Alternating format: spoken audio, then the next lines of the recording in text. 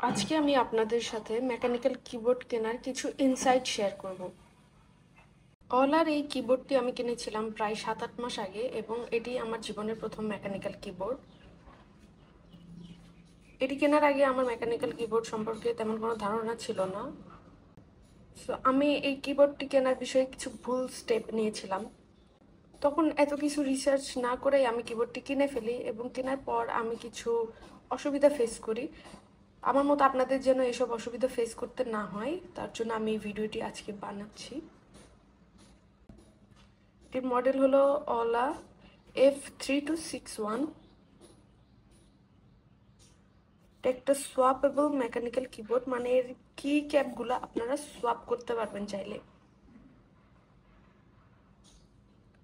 এখানে 61 কি আছে এবং এটা সবচেয়ে ছোট সাইজের কিবোর্ডটা। তো এই হচ্ছে আমার কিবোর্ড।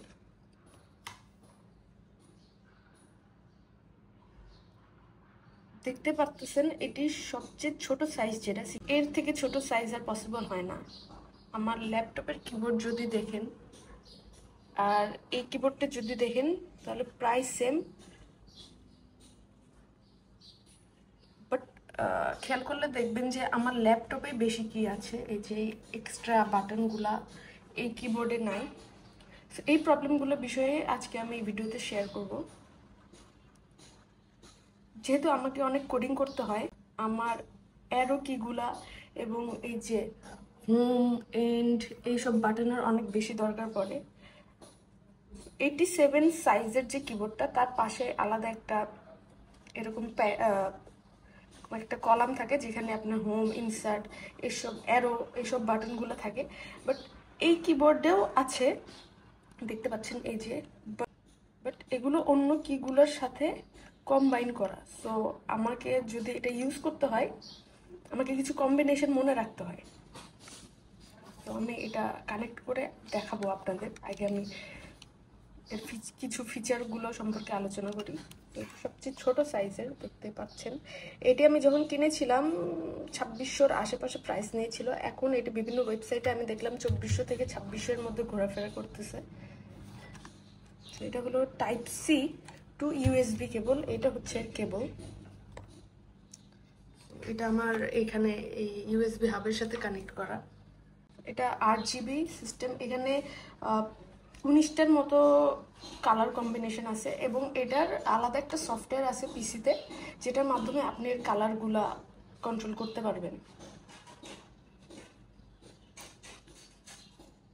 মোটামুটি এই বাজেটে এটি অনেক ফিচার দেয়, যার জন্য এটি নেওয়া হয়েছিল। এবং কিবোর্ডে তো এর লাইট আছেই, এই যে এই কিবোর্ডের নিচ দিয়ে এই সাইডগুলোতেও লাইট আছে। আমি আপনাদের কানেক্ট করে দেখাই।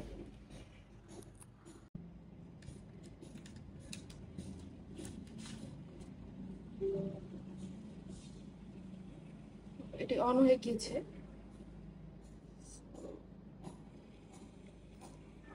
দিনের বেলা তো কালারগুলো বেশি ভালো মতো বোঝা যাবে না, আমি এক এক করে দেখাই আপনাদের।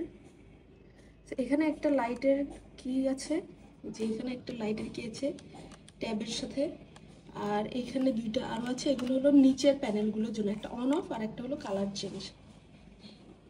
সো এখন আপনারা দেখেন যে কোনো বেশিরভাগ কিবোর্ডেই দুইটা করে ফাংশন আছে।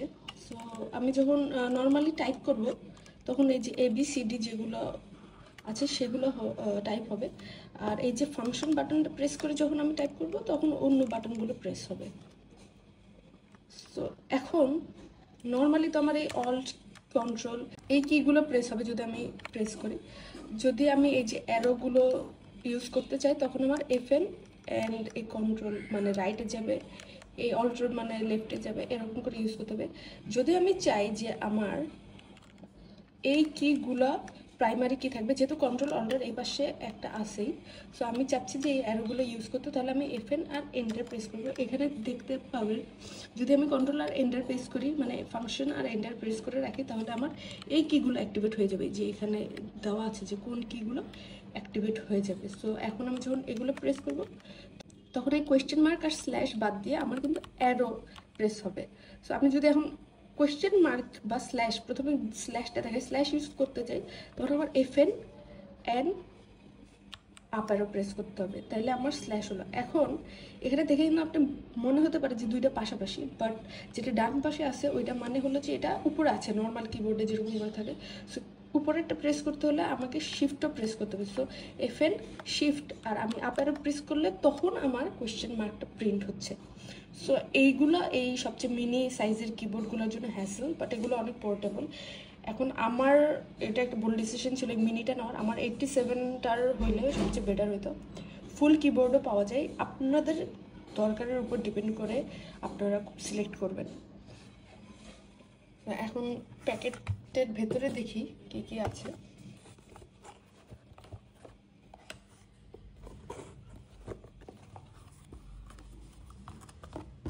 একটা ম্যানুয়াল, একটা কিক্যাপ পুলার, সুইচ পুলার, আর কিছু এক্সট্রা সুইচ। আপনারা দেখবেন যে আমি রেড সুইচটা, আপনারা দেখছেন যে আমি রেড সুইচটা নিয়েছি। বাংলাদেশে মোটামুটি দুইটাই সবচেয়ে বেশি পপুলার, রেড অ্যান্ড ব্লু। ব্লুটা হলো একটু ক্লিকি সাউন্ড বেশি, মানে লাউড, টাইপ রাইটারের মতো ফিলিং দেয়। আর রেডটা হলো একটু স্মুথ বেশি এবং হোয়াইট, সো এটা গেমের জন্য পারফেক্ট। আর যেটা ব্লু সেটা টাইপিংয়ে যদি আপনার নয়েজি বেশি পছন্দ হয় তো আপনি নয়েজিটা নিতে পারেন। তবে ব্লু আর রেড সুইচের সাউন্ডের মধ্যে আমার রেডটার সাউন্ডটা একটু মানে বেশি ভালো লেগেছে। ব্লুটা কানে লাগতেছিল, যার জন্য আমি ব্লুটা নিই। এছাড়াও আরও কয়েক ধরনের কি পাওয়া যায়, সেগুলো হলো ব্রাউন, ব্ল্যাক, গ্রিন বা ক্লিয়ার। বাট বাংলাদেশে রেড আর ব্লুটাই বেশি পপুলার, আর আমি এই দুইটার বাইরে আর দেখিনি আসলে। মেকানিক্যাল কিবোর্ড আসলে কেন ইউজ করা হয়? এগুলোর লাইফ টাইম অনেক বেশি থাকে, আর এগুলো মানে কাজ করতে অনেক বেশি সুবিধা। আমার মাঝে মধ্যে মনে হয় যে প্রোডাক্টিভও, কারণ হালকা টাচ করলেই কি প্রেস হয়ে যাচ্ছে, যেখানে নর্মাল কিবোর্ডগুলো এত ভালো ফিলিং দিতে পারে না। আর মেকানিক্যাল কিবোর্ডে কোনো সুইচ যদি নষ্ট হয়ে যায় বা আপনি ভিন্ন ডিজাইন অ্যাড করতে চান, যেমন ধরেন যে এই চারটা আছে, আমি এটা চারটা চেঞ্জ করে হোয়াইট সুইচ লাগাইতে চাই, অনেক keyboard extra switch, design switch হলো প্রোভাইড করে। অনলাইনে কিনতে পাওয়া যায়, বেশি দাম হয় না, সো ওগুলো কিনে আপনারা সুইচ করে নিতে পারবেন। এগুলো সাধারণত বেশি দামে, যেগুলো 8-10 হাজার টাকার উপরে, সেগুলোতে বেশি মানে ভ্যারাইটি পাওয়া যায়। বাজেট কিবোর্ডে আসলে এত থাকে না। আবার কিছু এক্সট্রা সুইচ দেওয়া থাকে, যেগুলো কোনো সুইচ নষ্ট হয়ে গেলে আপনারা রিপ্লেস করে নিতে পারবেন। তো একটু আগে আমি সুইচগুলো পুল করার চেষ্টা করতেছিলাম, তো আমি এইখানে দেখা যাচ্ছে কিনা জানি না, এই দুইটা সুইচে একটু মানে ড্যামেজ করে ফেলেছি। আসলে নিজে নিজে করতে গেলে যা হয়। আপনাদের যদি আমি দেখাই যে এটা হচ্ছে এই পুলারটা, যেটা কিবোর্ডের বক্সের মধ্যে ছিল। দেখতে পাচ্ছেন এখানে দুই ধরনের পুলার রয়েছে। এটা হলো আসলে সুইচ পুলার, আর এটা হলো কি ক্যাপ পুলার। তো যেগুলো ভেতরে থাকে সুইচ, যে রেড কালার, ওগুলোকে সুইচ বলে, আর এগুলোকে কি ক্যাপ বলে, মানে ক্যাপ। আমি কি করেছি, আমি না বুঝে সুইচ পুলার দিয়ে পুল করার চেষ্টা করেছিলাম। সো পুল তো হয়নি, উল্টা আমার কিগুলো ড্যামেজ হয়ে গেছে। পরে আমি ইউটিউব দেখে দেখলাম যে আসলে এইটা দিয়ে সুইচ ক্যাপগুলো পুল করতে হয়। আমি যদি একটা আপনাদের পুল করে দেখাই,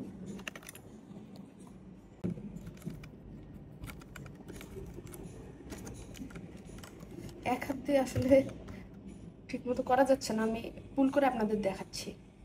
এই যে কি ক্যাপ, এটা হলো সুইচ। এটা পুল করার জন্য আপনাদের এই এন্ডের এটা ইউজ করতে হবে। সো এখন ফর এক্সাম্পল, যেহেতু আমি এই কি ক্যাপটা ড্যামেজ করে ফেলেছি, আমি চাইলে এটা অনলাইন থেকে কিনে রিপ্লেস করে নিতে পারবো,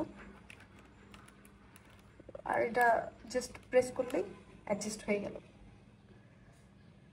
তো এখন আপনাদের দেখাই যে কালার কেমন আছে। এই স্ল্যাশটা হলো মেইন কি, আর এই যে অ্যাশ কালারগুলো দেখতে পাচ্ছেন, এগুলো প্রেস করার জন্য আপনাদের এই ফাংশন কিটা লাগবে। সো এটা আর এই স্ল্যাশ, এটা একসাথে প্রেস করলে আমি লাইট চেঞ্জ করে ফেলতে পারতেছি। বিভিন্ন রকমের কম্বিনেশন আছে এখানে, দেখতে পাচ্ছেন নানা রকমের কম্বিনেশন। এটা ব্লু, সো আমি চাচ্ছি যে এটা ব্লু কালার রাখতে চাচ্ছি না, আমি চাচ্ছি অন্য কোনো কালার সিলেক্ট করতে। তো আমি ফাংশন আর এই ট্যাব, এখানে দেখতে পাচ্ছেন সিম্বল দেওয়া, ট্যাব প্রেস করলে আমি হলো যে কালার চেঞ্জ করতে পারবো। আমি দেখাই আপনাদের চেঞ্জ করে। এই যে আমি ট্যাব আর ফাংশন কিটা প্রেস করছি, এখন সবুজ হয়ে গেছে। সো এরকম আরও অনেক কালার আছে। আরেকটা জিনিস সেটা হলো এই যে নিচের প্যানেলে কালার দেখতে পাচ্ছেন, এটা চেঞ্জ করা যাবে যদি এইখানে দুইটা বাটন দেখতে পাচ্ছেন, এই যে NM আর MM। তো আমি এটা দিলাম, এই যে অফ হয়ে গেছে, এটা মানে অন অফ। আর এর পাশেরটাতে আপনি কালার চাইলে চেঞ্জ করতে আগে অন করে নিই, এবং দেখতে পাচ্ছেন অন হয়ে গেছে। এবার আমি কালার বা কম্বিনেশন চেঞ্জ করতে চাচ্ছি, সেক্ষেত্রে আমি এই যে আবার প্রেস করলে কালার চেঞ্জ হচ্ছে। সো চারিদিকে ডার্ক থাকলে দেখতে অনেক সুন্দর লাগে। আর এর সফটওয়্যার আছে অওলা সফটওয়্যার, এটা নামায়ে পিসিতে আপনি চাইলে আপনার গানের সাথে এই বিটগুলো অ্যাডজাস্ট করতে পারবেন, ওইটা অনেক সুন্দর লাগে দেখতে। সো খেয়াল রাখবেন যে আপনার কোন সাইজের কিবোর্ড দরকার এবং এর সফটওয়্যার সাপোর্ট কেমন। যদি বেশি দিন ইউজ করতে চান, এর কি ক্যাপগুলো অনলাইনে কিনতে পাওয়া যায় কিনা এই মডেলের, এই বিষয়গুলো খেয়াল রাখবেন। আর কি পুল করার সময় সুইচটা আমি পুল করে দেখাইলাম না, কারণ আমি একবার ট্রাই করেছি, সুইচগুলো আমি উঠাইতে পারতেছি না। সো ড্যামেজ হওয়ার একটা চান্স আছে, এই জন্য খুব বেশি দরকার না হলে নাট চেঞ্জ করার দরকার নেই। আর যেহেতু এই কিগুলো অনেক ডেপথ, এর মাঝ দিয়ে অনেক বেশি ময়লা হয়, তো চেষ্টা করবেন প্রায় সময় ক্লিন করতে, এতে আপনার কিবোর্ডটা আরও বেশি দিন টিকবে। আশা করছি ভিডিওটি আপনাদের ইনফরমেটিভ লেগেছে এবং ভালো লেগেছে। এরকম আরও ভিডিও চাইলে please subscribe the channel, and thank you for watching this video.